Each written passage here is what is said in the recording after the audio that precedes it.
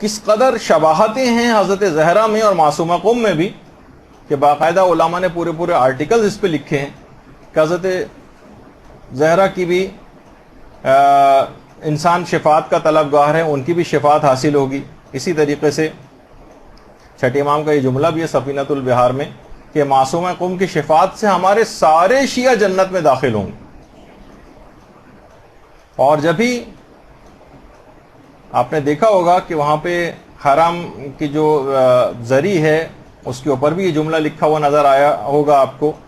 کہ اشفعی لنا فی الجنہ، اے فاطمہ معصومہ جنت، خدا کی بارگاہ میں جنت کے لیے ہماری سفارش کر دیجیے۔ اور جگہ جگہ آپ کو یہ جملہ لکھا ہوا نظر آئے گا، اور انہی کی زیارت میں ہم کیوں ان سے مانگ رہے ہیں کہ آپ جنت میں ہماری سفارش کر دیجیے؟ کیونکہ اسی زیارت میں آگے چل کر ہے کہ فَإِنَّ لَكَ عِندَ اللَّهِ شَانًا مِنَ الشَّانِ، کیونکہ آپ کی قدر و منزلت خدا کی بارگاہ میں بہت زیادہ ہے، محضر خدا میں آپ ایک عجیب شان و منزلت اور قدر و منزلت کی حامل، اس وجہ سے ہم آپ سے بھیک مانگ رہے ہیں کہ آپ ہماری سفارش کر دیجیے۔ باقاعدہ حسن زادہ عاملی، آیت اللہ حسن زادہ عاملی نے ایک کانفرنس بھی ہوئی تھی معصومہ قم پر، وہاں پر قم میں، اس میں یہی کہا تھا کہ ہر خاص و عام نے معصومہ قم کے لیے معصومہ کا لفظ استعمال کیا، اور خود ہمارے 8ویں امام نے تو کیا ہی ہے کہ من زار المعصومۃ بقم کمن زارنی، کہ جس نے بھی قم میں معصومہ کی زیارت کی اس نے گویا میری زیارت کی۔ اور اس لحاظ سے کہ حضرت زہرا بھی معصومہ ہیں اور خود معصومہ قم کا لقب بھی معصومہ ہے۔ حضرت زہرا کے القاب میں سے طاہرہ بھی ہے، محدثہ بھی ہے، معصومہ بھی ہے، اسی طریقے سے معصومہ قم کے القاب بھی طاہرہ بھی ہے، محدثہ بھی ہے، معصومہ بھی۔ اچھا، کم عمری میں بھی شہادت پانے میں دونوں، وہ 18 سال ان کی عمر تھی معصومہ قم کی، 25 سال روایتوں میں بیان ہوئی ہے، بہت سی روایتوں میں تھوڑی سی زیادہ بھی بیان ہوئی ہے۔ اور یہ جو ایک سوال دماغوں میں اکثر لوگوں کے اٹھتا ہے کہ کیا فاطمہ معصومہ قم معصومہ ہیں؟ تو دیکھیے جو 14 معصومین ہیں وہ تو ان کے پاس تو عصمت کبریٰ ہے، عصمت کاملہ ہے، البتہ عصمت صغریٰ بھی ہوتی ہے،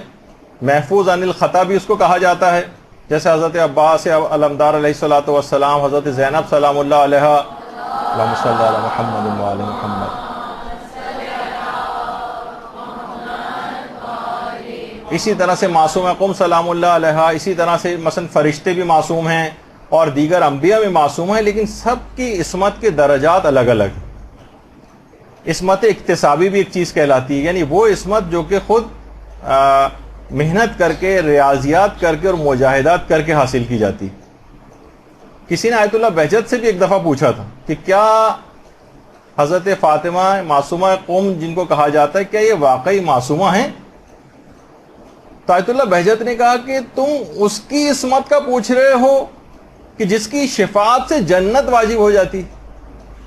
یعنی حیرانگی کا اظہار کیا کہ اس کی عصمت کا پوچھتے ہو، یعنی جس کی فقط سفارش سے جنت واجب ہوئی جا رہی، تو سوچو کہ اس کی عصمت کا کیا مقام ہوگا۔ اور ایک لقب ان کا کریمہ اہل البیت بھی، کریمہ اہل بیت، اور یہ خود معصومہ قم کے یہ جو لقب ہے یہ آیت اللہ محمود مرشی کے واقعے میں امام نے ان سے کہا تھا کہ تمہیں چاہیے کہ کریمہ اہل بیت سے رجوع کرو۔ اچھا، پھر معصومہ قم نے شادی کیوں نہ کی؟ شادی ان کی نہیں ہوئی تھی، اس کے سارے جوابات ہیں جو ہماری سیدانی کی غیر سید سے شادی کے مسئلے کا جو ایک درس ہوا تھا اس کے اندر اس کی تفصیل آئی تھی۔ بہرحال اس زمانے کے سخت ترین حالات تھے، اور ان سے جس کی بھی شادی اگر ہوتی اس کا نتیجہ فقط قتل ہونا تھا، یعنی باقاعدہ علماء نے پورے